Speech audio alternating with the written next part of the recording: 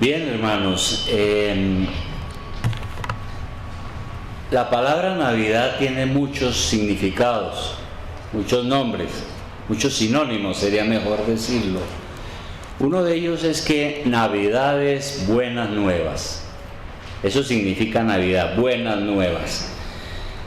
En esta mañana, hermanos, yo les invito a leer juntos Lucas capítulo 4, versículo 16.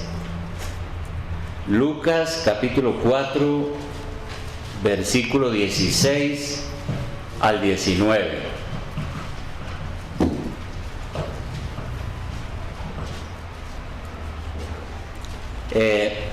Aunque es un pasaje que nada tiene que ver con el nacimiento propiamente del Señor, que ya hemos leído mucho, pues también nos revela la misión del Señor. Dice aquí: vino a Nazaret. Algunos dicen que el Señor ya tenía como unos 30 años.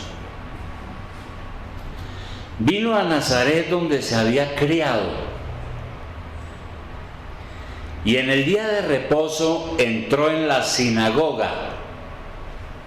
La sinagoga era el lugar de adoración de los judíos, donde se reunían el día del Señor para celebrar al Señor, conforme a su costumbre, y se levantó a leer. Algunos dicen que en las sinagogas tenían por costumbre a los que llegaban por primera vez entregarle el rollo para que leyeran las Escrituras. Pues bien, el Señor le entregan el rollo del libro para que lea. Y se le dio el libro del profeta Isaías, y habiendo abierto el libro, halló el lugar donde estaba escrito: el Espíritu del Señor está sobre mí, por cuanto me ha ungido para dar buenas nuevas a los pobres, me ha enviado a sanar a los quebrantados de corazón, a pregonar libertad a los cautivos y vista a los ciegos, a poner en libertad a los oprimidos, a predicar el año agradable del Señor. Y enrollando el libro, lo dio al ministro y se sentó. Y los ojos de todos en la sinagoga estaban fijos en él. Y comenzó a decirles: hoy se ha cumplido esta escritura delante de vosotros. Bien, hermanos, dice aquí que el Señor llegó a la sinagoga de los judíos, a Nazaret. El Señor tenía por costumbre cumplir el mandamiento de separar el día de reposo y separarlo como santo para Dios, porque dice aquí que el Señor entró el día de reposo conforme a su costumbre. Y esa es una gran enseñanza para nosotros hoy. El Señor Jesucristo, a donde fuera, obedecía la ley de Dios, respetaba el día de reposo, y por eso era su costumbre. Y es una gran lección para el cristianismo apóstata de nuestros días, que no respeta el día del Señor. Y nosotros tenemos que superar eso, ¿no es cierto? El día de reposo, el domingo, es para el Señor. Debe ser una costumbre en nosotros, como lo fue en el caso del Señor Jesucristo. Ahora, el Señor lee las Escrituras, pero Él reconoce también que es el Espíritu Santo quien lo ha preparado para su misión, sobre todo en este momento que inicia su vida pública.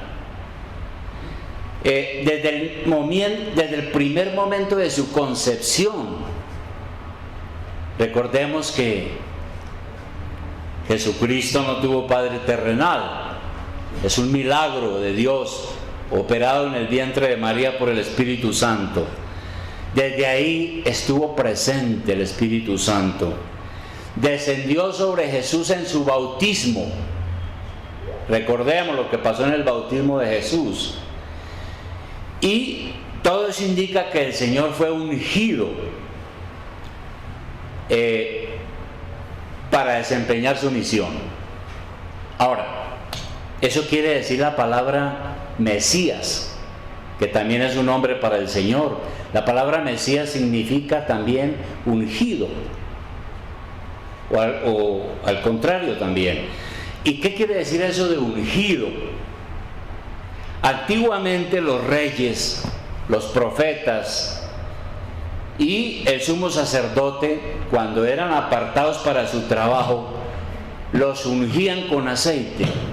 Vamos a mirar Éxodo 29:7, solamente para explicar este asunto de la unción, porque a veces las personas no saben qué es eso de la unción, y a veces hay algunos hombres que se llaman el ungido del Señor. ¿Qué es eso del ungido?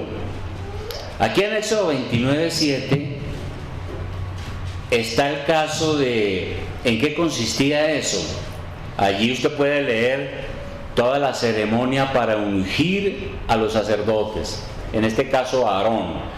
Y aquí en el versículo 7 dice: luego tomarás el aceite de la unción y lo derramarás sobre su cabeza y le ungirás para que entonces desarrolle su misión. Ese aceite o ese ungüento que se preparaba de plantas aromáticas y estaba prohibido venderlo o darle otro uso. De manera que era la forma como los sacerdotes eran apartados para la obra de Dios, como reyes, como sacerdotes, y se les llamaba los ungidos del Señor después de esa ceremonia. Ahora, Jesús desempeñó todos los oficios de sacerdote, de rey, de profeta, y por eso es que a Jesucristo se le llama el Mesías, el ungido, el enviado de Dios a este mundo para salvarnos. Ahora, el Señor Jesucristo, claro, Él no fue ungido como los sacerdotes por ningún ser humano, sino por el propio Padre Celestial, por Dios mismo. Jesús fue ungido por el Padre para evangelizar, es decir, para darnos las buenas nuevas de la salvación, porque eso es lo que significa la Navidad, buenas nuevas de salvación. Hecha esa aclaración, entonces podemos hacernos la pregunta: ¿cuál era la misión del Señor? Y la misión del Señor, pues ya la leímos aquí hace un momento. El Señor dice allá en presencia de los que lo estaban escuchando en la sinagoga, dice: Dios me ha enviado en cumplimiento de esta profecía y he sido enviado a dar buenas nuevas a los pobres, según leímos hace un momento en Lucas capítulo 4 versículo 18, dice: el Espíritu del Señor está sobre mí, por cuanto me ha ungido para dar buenas nuevas a los pobres. ¿Por qué dice a los pobres? ¿Acaso los ricos no necesitan del Evangelio? ¿Por qué los pobres? El Señor dice: se ha cumplido esta escritura, Dios me ha enviado, como lo dijo Isaías, a anunciar las buenas nuevas a los pobres. Bueno, uno puede entender eso, el significado de eso, si uno enlaza este mismo versículo con Mateo capítulo 5 versículo 3. Mateo capítulo 5 versículo 3. En el sermón de las bienaventuranzas, o llamado sermón del monte, el Señor en Mateo 5:3 dice lo siguiente: dice, bienaventurados los pobres en espíritu, porque de ellos es el reino de los cielos. Entonces aquí ya se hace una aclaración, y es que el Señor aclara que se trata de los pobres en espíritu. Los pobres en espíritu. ¿Y cuáles son los pobres en espíritu? ¿Qué es eso?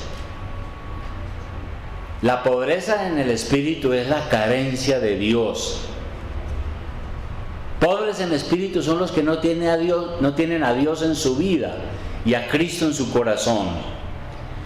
Y la verdad es que cuando uno a veces está lleno de cosas materiales, hay una tendencia natural a dejar a Dios a un lado. En cambio, bajo las pruebas, las necesidades, las privaciones, la carencia de todo tipo, uno es más humilde y sencillo y más receptivo a las cosas del Evangelio. Por eso a veces el Señor dijo que qué difícil es que los ricos se salven, porque los ricos creen que su plata es todo y no necesitan de Dios. Ahora, es claro que la peor pobreza de todas es no tener a Dios en la vida. Cuando uno no tiene a Dios en su vida, uno es presa fácil del pecado y de todo lo que lo lleva a uno a la desgracia. Y es paradójico, pero a veces una persona es llevada a esa situación en la cual se da cuenta que no es nadie, que no tiene nada, que está vacío, que está en la completa miseria espiritual. Pero es precisamente en esa situación cuando algunas personas son más receptivos para escuchar las buenas nuevas del amor de Dios, de la gracia y la misericordia de Dios, del perdón, de la justicia, de la vida y la salvación en Cristo. A veces el Señor lleva a las personas a una situación de miseria para que reconozcan su pecado y se arrepientan. Y cuando la persona reconoce su pecado, se da cuenta que realmente es pobre en espíritu, que carece de Dios, que está lleno de necesidades espirituales y busca a Dios, es bienaventurado, es bendecido por Dios. Y en segundo lugar, el Señor dice que también Dios lo ha enviado a sanar a los quebrantados de corazón. A los quebrantados de corazón. ¿Cómo es una persona quebrantada de corazón? ¿Qué significa eso? ¿Qué es decir que alguien tiene su corazón quebrantado? Tener el corazón quebrantado es tener uno el corazón herido, tener el alma herida. Y probablemente, mire hermanos, aquí hay personas que han sido criadas en condiciones favorables donde no tuvieron que sufrir mucho como otras personas. Hay personas que les ha ido bien. Nunca tuvieron hambre, ni estuvieron desnudos, ni estuvieron sin hogar, ni fueron huérfanos.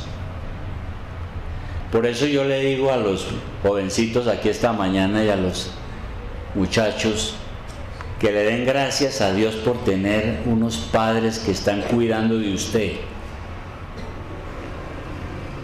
que le están dando la alimentación, el vestido y dónde dormir. Hay muchos jóvenes que se han levantado en situaciones muy difíciles, huérfanos, sin padre o sin madre, han tenido que sufrir hambre, desnudez, privaciones, y ha sido triste la vida, y eso lo deja a una persona, lo deja a uno mal herido, lo deja a uno mal en su vida espiritual. Ahora, hay personas que sufren toda la vida y endurecen su corazón. Es verdad, hay gente que entre más sufre, más endurece su corazón. Pero hay otras que los sufrimientos los llevan a escuchar la voz de Dios, el Evangelio. Un buen día escuchan las buenas nuevas y se dan cuenta que aunque han sufrido, también han pecado.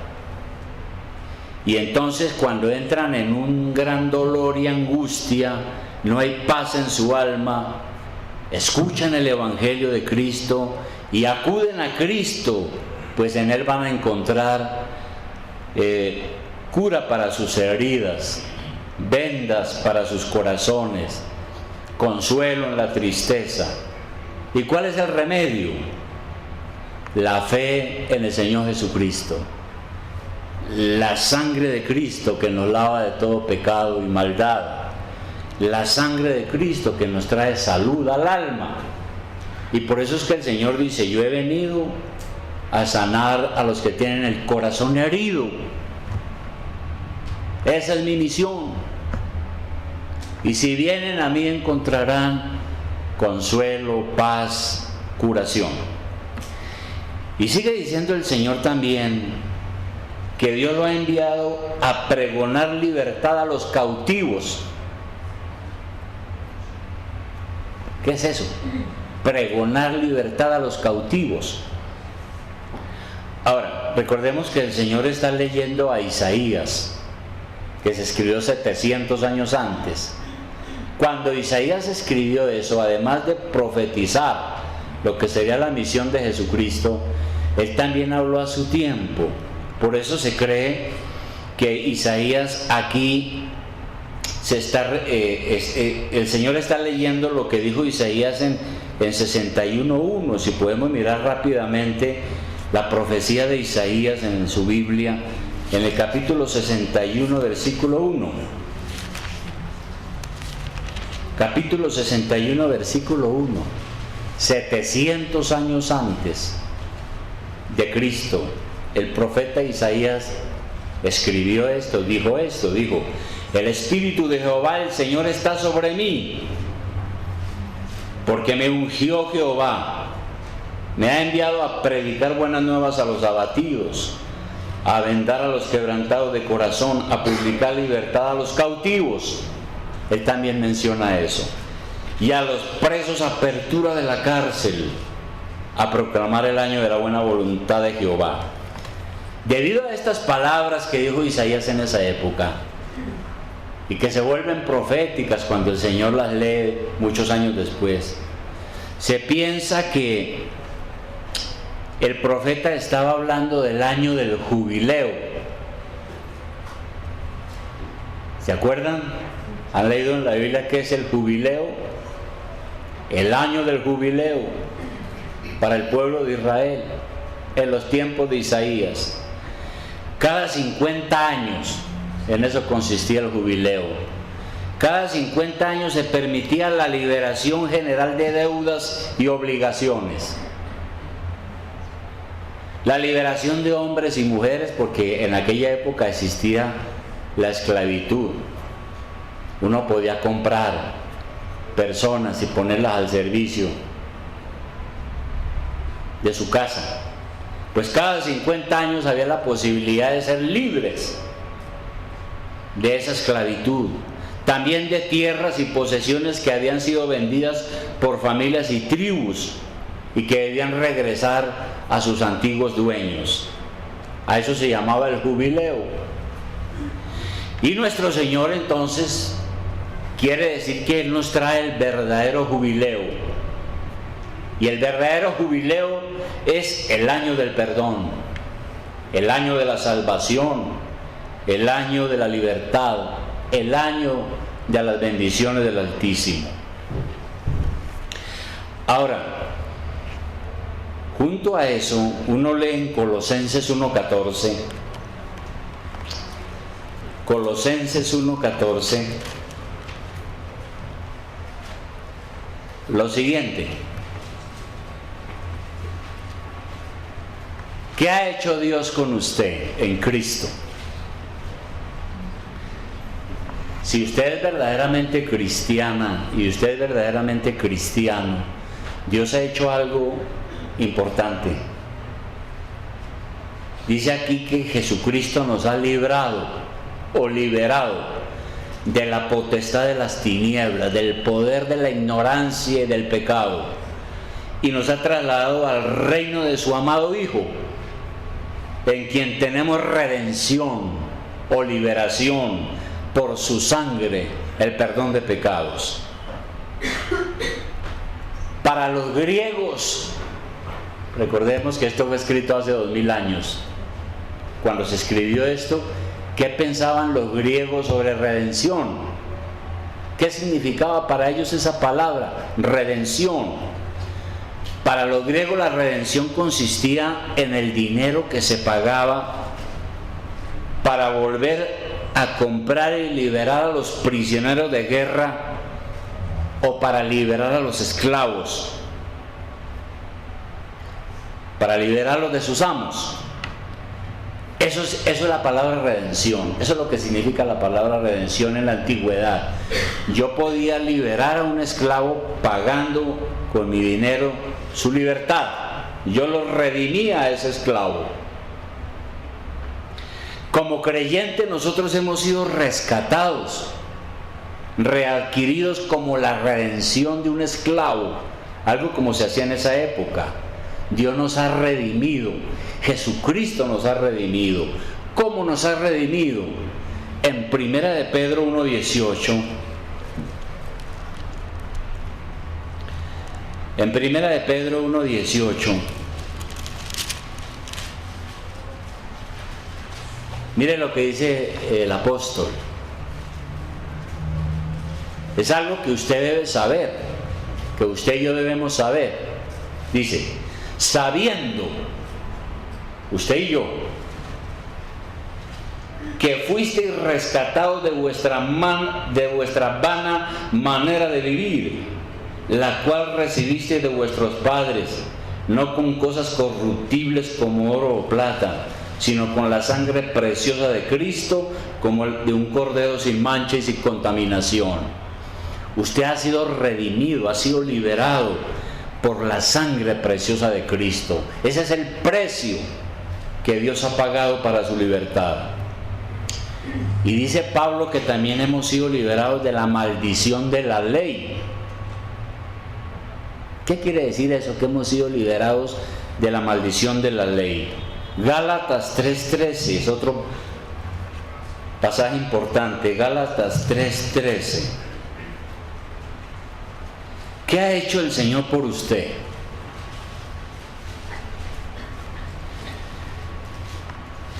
Y yo creo que vale la pena leer desde el 11.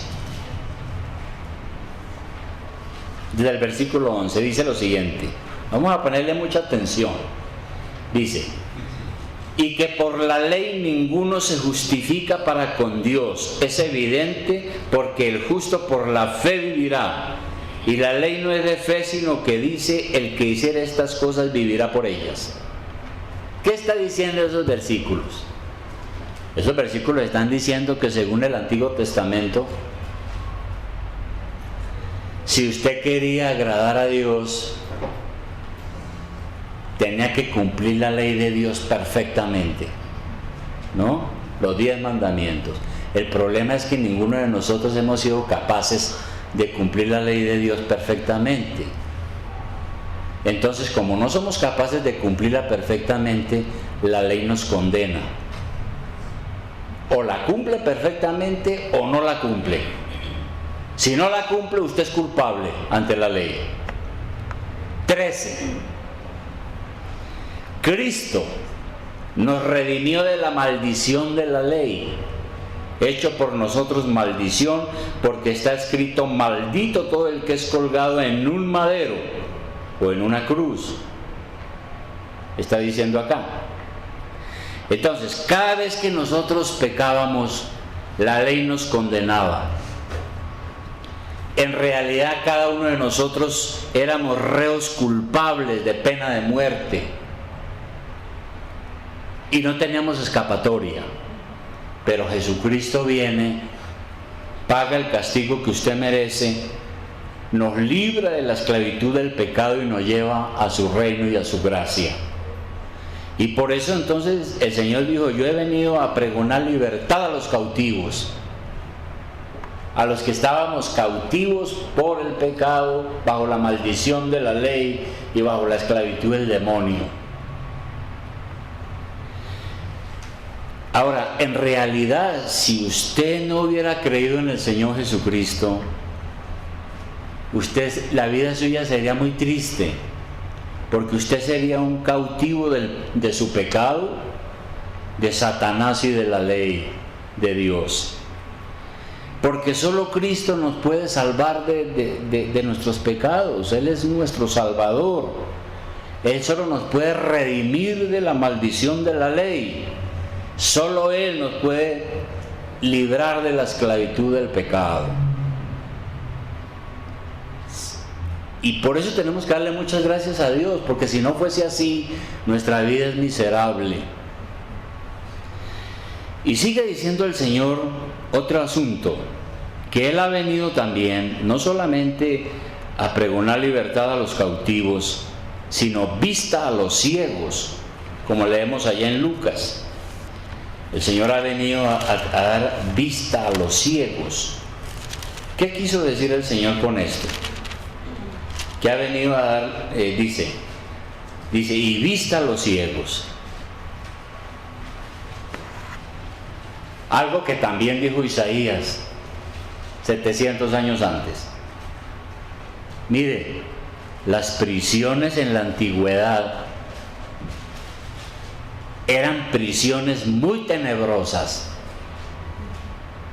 No eran como las prisiones de ahora, pues, que tienen algunas ventajas, algunas comodidades, a pesar de todo lo que se dice que es de terrible.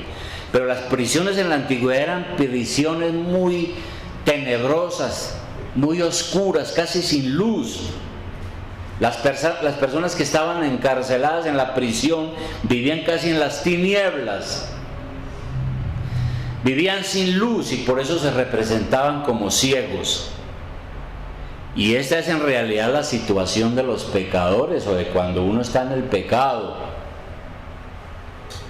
Uno, cuando está en el pecado, está en la prisión del pecado y de la ley, y uno es ciego, ignorante, uno no entiende, hasta que el Señor Jesucristo abre la prisión, nos abre el entendimiento, nos da ojos para ver, nos libera, y podemos entonces ver las cosas con claridad y darnos cuenta de realmente qué somos. Somos pecadores, necesitados del Señor, necesitados de su salvación.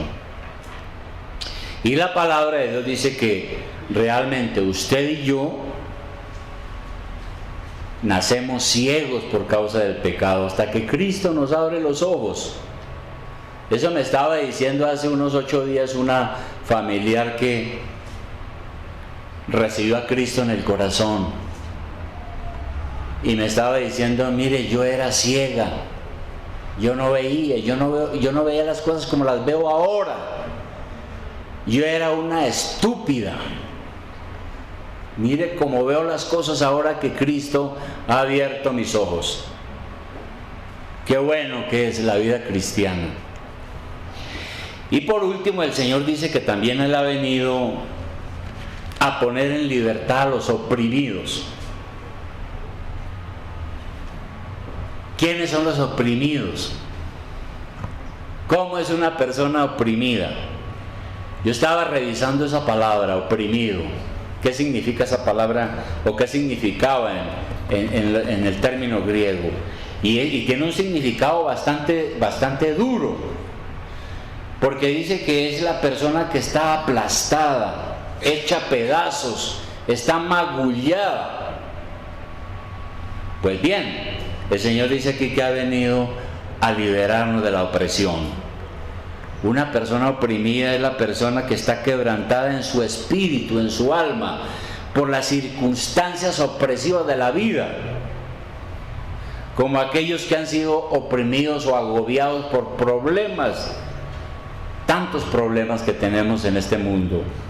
Han sido quebrantados por la calamidad, aplastados por las circunstancias de la vida, hasta el punto que no ven ninguna forma de escapar.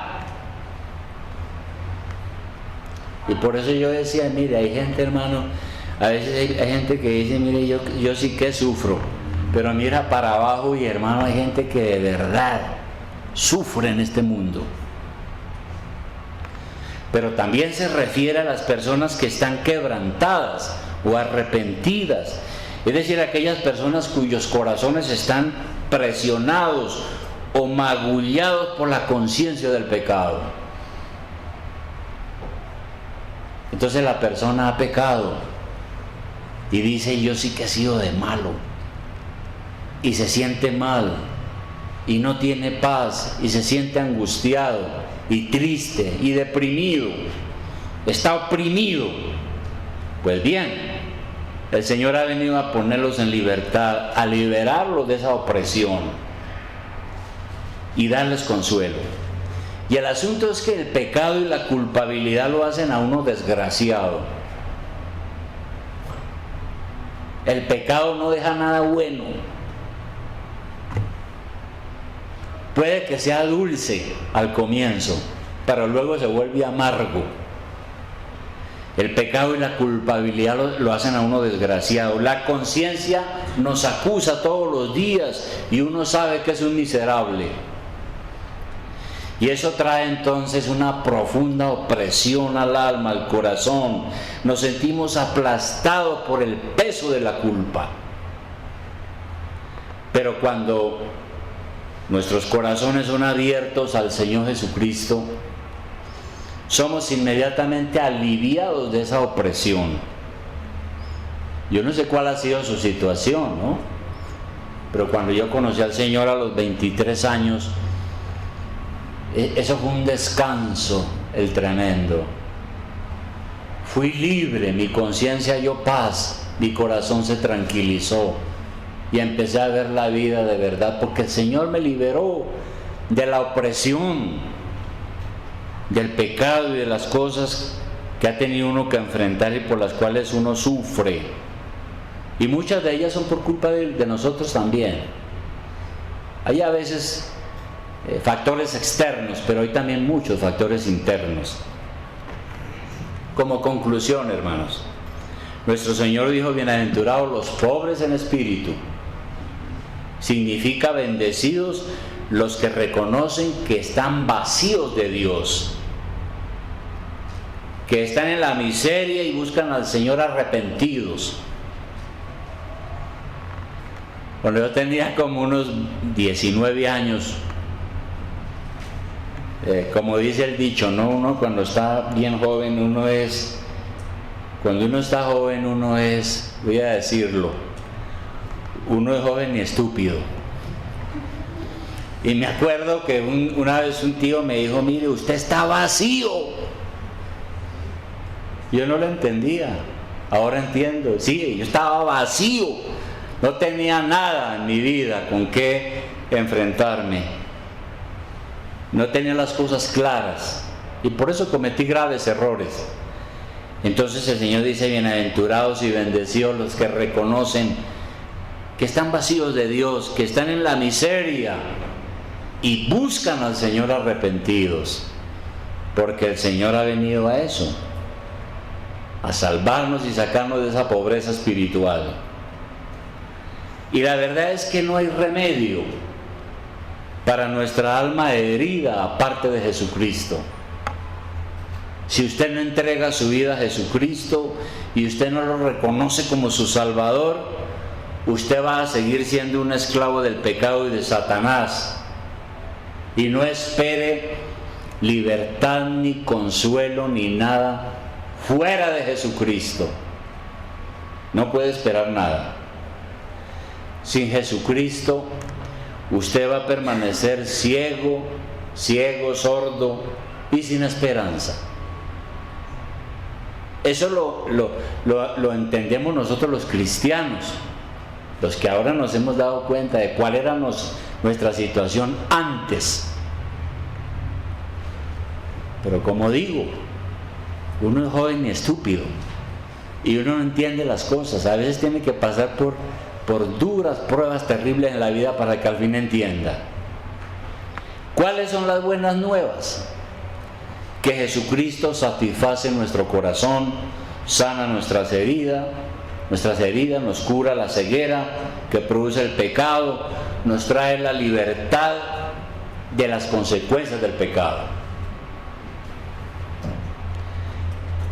Y yo terminaría con lo siguiente: ¿qué debe hacer una persona inteligente? ¿Qué debe hacer una persona inteligente? Responder al llamado de Dios. ¿Cuál llamado? A creer y arrepentirse. Y luego empezar a obedecer todo lo que nuestro Señor nos ha enseñado aquí. Usted tiene que obedecer lo que está aquí para demostrar que su fe es verdadera. Es la única forma. Entonces mire usted todas estas bendiciones. El Señor dice, mire, yo he venido para dar buenas nuevas a los pobres, para decirle a los que viven en la pobreza espiritual y en la miseria, yo soy su Salvador y puedo sacarlos de esa miseria. He venido para curar a los que están heridos en su alma y en su corazón por muchas cosas y especialmente por el pecado. He venido a liberarlos de la esclavitud, del diablo, de la maldición y de todas estas cosas. He venido a darles la luz para que no sean ciegos y vean con claridad la vida. He venido a sacarlos de la opresión para que usted descanse, confíe en Dios, sea feliz, sea tranquilo. Vea la vida de otra forma con el Señor. ¿Vamos a aprovechar eso? Yo creo que sí, hermanos, hay que aprovechar eso. Eso que el Señor hace por cada uno de nosotros. Y por eso yo decía que Navidad es buenas nuevas. Esto es Navidad, todo esto que acabamos de ver. Eso son buenas nuevas. Lo que el Señor ha venido a hacer por nosotros. Vamos a orar.